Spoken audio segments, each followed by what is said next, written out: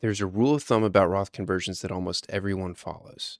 It sounds right and it even makes sense. And for a lot of retirees, it quietly costs them money. The rule goes like this: if you think your tax rate will be higher in retirement, convert. If you think that it will be lower, do not. It's simple, clean, and easy to remember. But here's the part that nobody tells you. There's a way that a Roth conversion can pay off even when your future tax rate is lower than it is today. Vanguard put real math behind it, so let me show you exactly how it works. And I want to be straight with you before we start. This is not about converting everything you own. It is about one decision inside the conversion that changes the whole math. And that decision is where the tax money comes from when you convert. Most people pay the tax straight out of the IRA. A smaller group pays it from a separate account. That single choice is the difference between making a conversion that barely breaks even and one that puts you ahead. Here's why that rule exists: because it's not wrong, it's just incomplete. With a traditional IRA, you pay the tax on the way out, at your future rate. With a Roth, you pay the tax now at your current rate. So if your rate later is going to be higher, paying now looks smart. And if your rate later is going to be lower, waiting looks smart. And that's the whole logic. That logic holds when you compare a dollar today to a dollar later at a flat rate. But real retirements are messier than that. And the messy part is where the opportunity lives.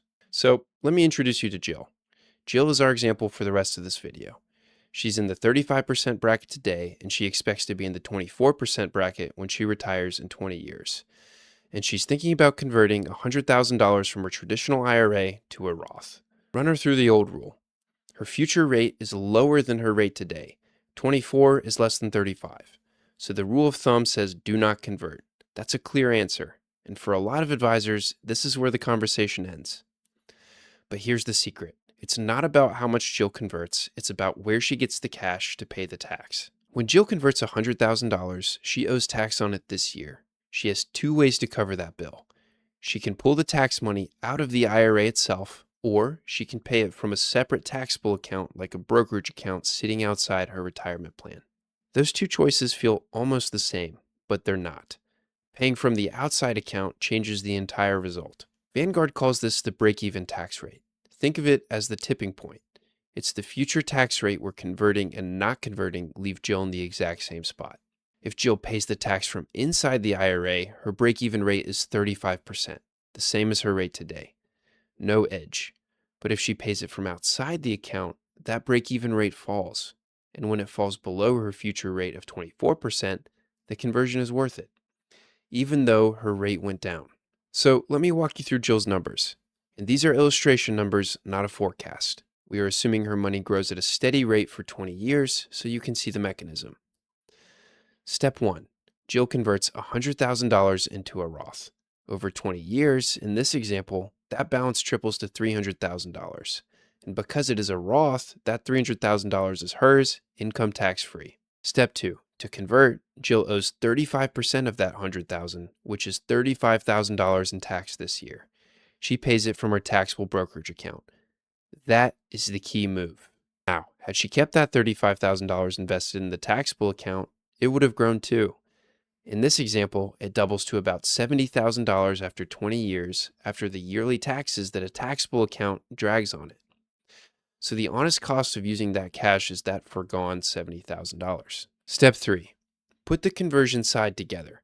Jill ends with $300,000 in the Roth, subtract the $70,000 that she gave up in the taxable account, and her net result from converting it is $230,000. Now, the other side. If Jill does not convert, that money grows inside the traditional IRA to the same $300,000, but she still owes tax when she pulls it out. At her future 24% rate, that leaves her with $228,000. Now look at what just happened. Jill's tax rate went down from 35 to 24.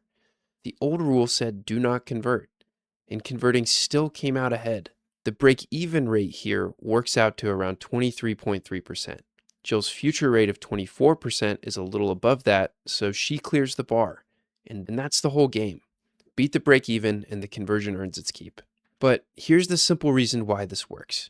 When Jill pays the tax from her brokerage account, she is quietly moving the money out of a place that gets taxed every year and into a place that never gets taxed again. That $35,000 used to sit in a taxable account, giving up a slice to taxes on its growth year after year. By spending it on the conversion tax, Jill shelters everything it would have earned inside the Roth. She is not just converting the IRA, she is upgrading the tax treatment on the cash she used to pay the bill. If Jill had instead paid the tax from inside the IRA, none of that magic happens. She would just be shrinking the IRA to cover the bill. And that is why paying from inside the account leaves the break even at 35%. The whole benefit comes from paying it from the outside. Now, a few more factors that affect the break even tax rate. First, time. The longer the money stays invested, the lower the break even rate goes. A long runway means more years of tax-free growth that you protected by paying the tax early. In Vanguard's example, a longer horizon pushes the break-even down further and makes the conversion more appealing. Second, basis. If part of your traditional IRA came from contributions you already paid tax on, that part is not taxed again at conversion. The more of that after-tax money you have in there, the lower your break-even rate falls. In the example, a large chunk of basis can drop the break-even by roughly 40%. And another thing, the backdoor Roth. For high earners who are normally shut out of Roth conversions, converting can open the door to putting money in a Roth every year going forward. When that future benefit is on the table, the break-even rate drops even more.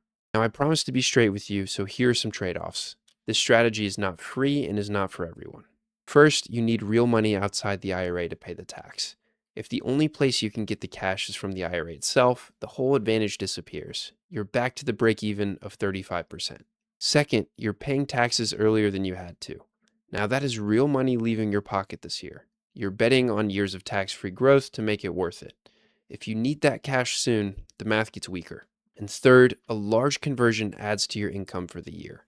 That can push you into a higher bracket, raise your Medicare premiums down the road, and affect other income-based items. This is why many people convert smaller amounts over several years instead of all at once. And none of this replaces looking at your full picture. The point is not to convert everything and drive your future tax rate to zero.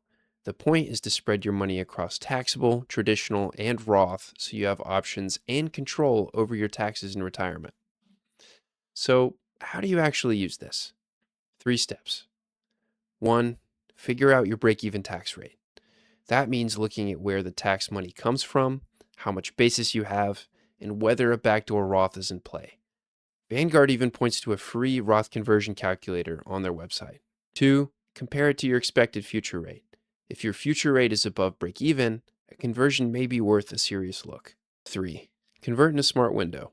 Years when your income is lower or when the market is pulled back tend to be the friendliest times to convert. Now, here's the honest bottom line. The old rule of thumb is a decent starting point. It's just not the finish line. The break-even tax rate gives you a more complete answer, and it can flip a decision you thought was already made. Every situation is different, and the right move depends on numbers I cannot see from here. If you'd like to run your own break-even rate and see whether a conversion makes sense for your retirement, that is the kind of thing I help people through every day. There's a link below if you'd like to learn more. I hope this was helpful. Have a good rest of your day.